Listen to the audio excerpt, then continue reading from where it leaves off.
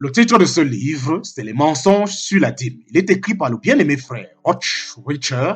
Nous sommes toujours à la première partie de ce livre, chapitre 5. La première partie de ce livre, chapitre 5, petit 3. Toute tentative d'observance, la loi de Moïse, dans le but d'être justifié, renverse ce qu'a fait le Christ. Dans Galates chapitre 5, verset 4, l'apôtre Paul poursuit en affirmant que le fait de vouloir vivre par la loi de Moïse et de vouloir être justifié par elle a pour résultat que Christ devient inutile à l'égard de vous tous qui voulez être justifiés par la loi et vous êtes déchus de la grâce. Et cette espèce de recherche de justification inclut ceux qui croient que la loi de la dîme s'applique à eux et aux autres, et que la condition spirituelle de quelqu'un est étroitement reliée au paiement de la dite dîme. En résumé, Christ a transformé la loi de Moïse dans la nouvelle alliance qu'il est venu confirmer. Il a apporté des changements à cause du nouveau sacerdoce transposé sur le plan spirituel. La loi concernant la dîme est remplacée par les offrandes volontaires, donc non obligatoires, étant donné que le sacerdoce lévitique devait cesser d'exister. Sur le plan spirituel, nous sommes les offrandes en tant que prémisse. C'est ainsi que la loi de la dîme, telle que stipulée dans l'ancienne alliance, n'existe plus et que les sacrificateurs actuels n'ont aucun droit de l'exiger de qui que ce soit.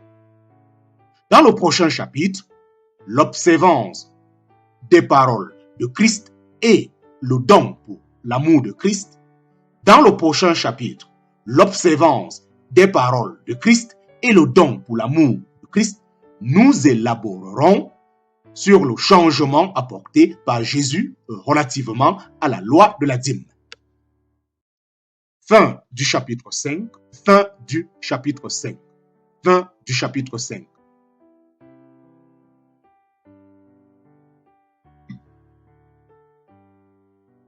Chapitre 6 de ce livre appelé Les mensonges sur la dîme. Chapitre 6, le titre du chapitre 6, l'observance des paroles de Christ et le don pour l'amour de Christ. Le titre du chapitre 6, je le répète, l'observance des paroles de Christ et le don pour l'amour de Christ. Chapitre 6. Chapitre 6. Dieu désire que nous gardions les paroles que son Fils, ses prophètes et ses apôtres nous ont léguées comme fondement de notre foi, le tout provenant de notre Père par la puissance de son Esprit.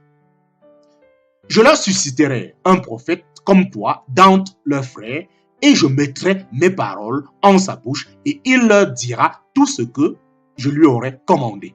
Et il arrivera que quiconque n'écoutera pas mes paroles, lesquelles il aura dites en mon nom, je lui en demanderai compte. En parenthèse, Deutéronome chapitre 8, versets 18 à 19.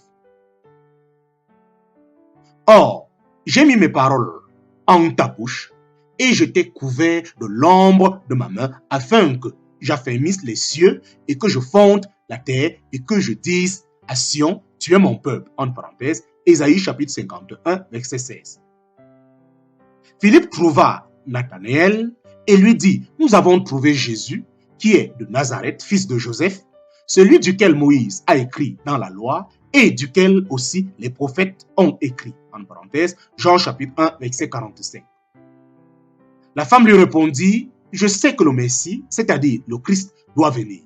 Quand donc il sera venu, il nous annoncera toutes choses. En parenthèse, Jean chapitre 4, verset 25.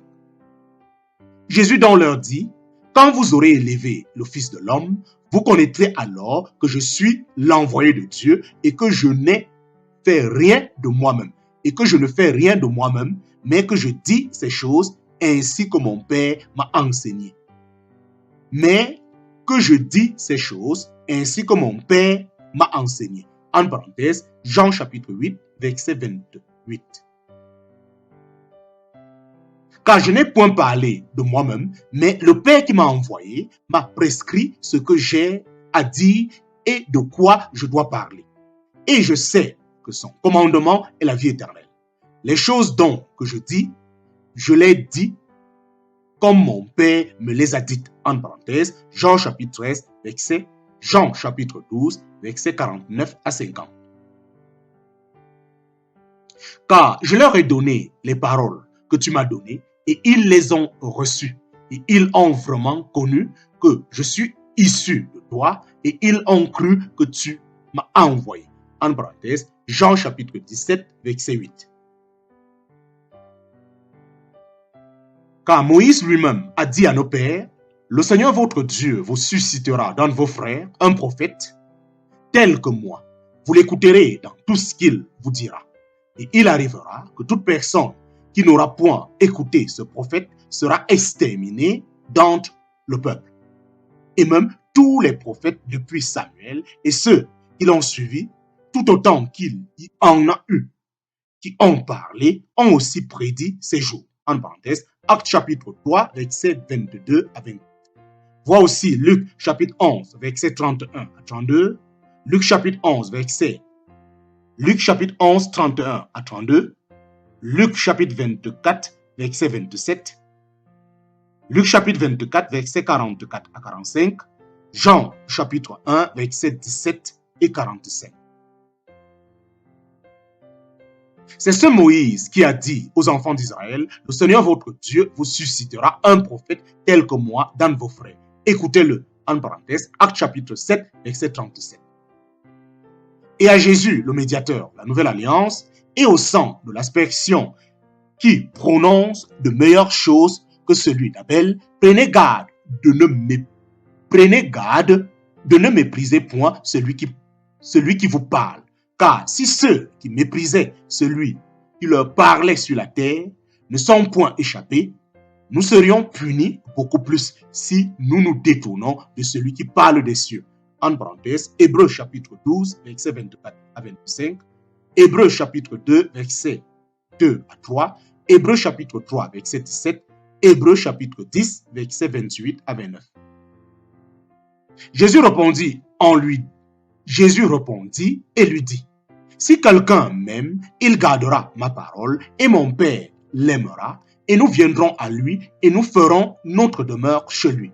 Celui qui ne m'aime point ne gardera point mes paroles et la parole que vous entendez n'est point ma parole, mais c'est celle du Père qui m'a envoyé. En parenthèse, Jean chapitre 14, verset 23 à 24. Vois aussi Jean chapitre 7, verset 16, Jean chapitre 8, verset 28, Jean chapitre 14, verset 15, 1 Jean chapitre 2, verset 24.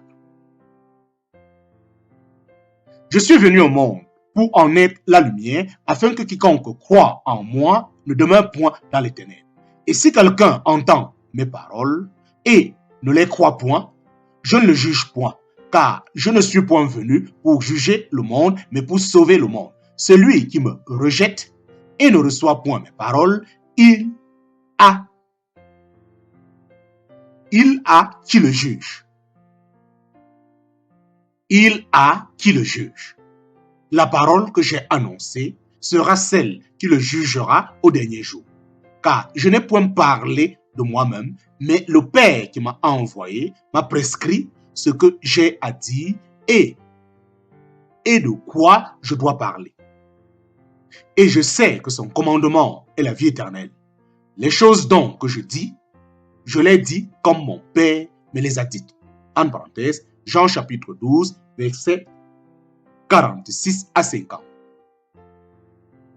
Et afin que vous vous souveniez des paroles qui ont été dites auparavant par les saints prophètes et du commandement que vous avez reçu de nous, qui sommes apôtres du Seigneur et Sauveur. En parenthèse, 2 Pierre chapitre 3, verset 2. Mais vous, mes bien-aimés, souvenez-vous des paroles qui ont été dites auparavant par les apôtres de notre Seigneur Jésus-Christ. En parenthèse, Jude chapitre 1, verset 17. Vous n'êtes donc plus des étrangers ni des gens de dehors, mais des concitoyens des saints et les domestiques de Dieu, étant édifiés sur le fondement des apôtres et des prophètes, et Jésus-Christ lui-même étant la maîtresse pierre du coin, en qui tout l'édifice posé et ajusté ensemble s'élève pour être un temple saint au Seigneur. en qui vous êtes édifiés ensemble pour un tabernacle de Dieu en esprit. D'où vous pouvez voir en le lisant quelle est l'intelligence que j'ai du mystère de Christ, lesquels n'a point été manifesté aux enfants des hommes dans les autres âges, comme il a été maintenant révélé par l'Esprit à ses saints apôtres et à ses prophètes. Savoir que les gentils sont cohéritiers et d'un même corps et qu'ils participent ensemble à la promesse en Christ par l'Évangile. En parenthèse, Éphésiens chapitre 2, versets 19 à 22, Éphésiens chapitre 3, versets 4 à 6.